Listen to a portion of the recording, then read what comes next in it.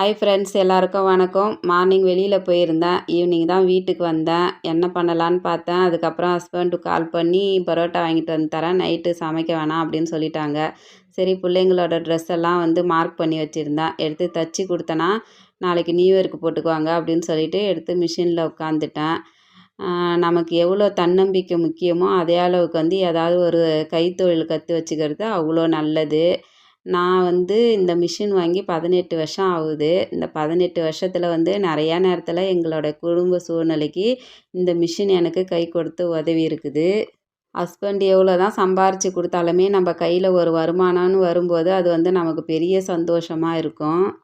பொம்பளை பிள்ளைங்களாம் வச்சுக்கிறவங்க கட்டாயமாக வீட்டில் ஒரு தையல் மிஷின் வச்சுருந்தா அது அவ்வளோ நல்லதாக இருக்கும். டைலர் கடைக்கு பிள்ளைங்கள கூப்பிட்டுக்கின்னு அலைஞ்சிக்கிட்டு இருக்க வேண்டிய அவசியமே இருக்காது.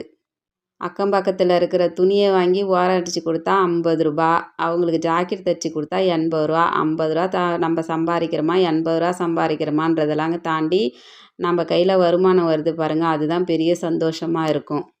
அதை விட நமக்கு பிடிச்ச மாதிரி நம்ம ஜாக்கெட்டை நம்மளே தைச்சி போட்டு இருக்கும்போது அது அதை விட பெரிய சந்தோஷமாக இருக்கும்.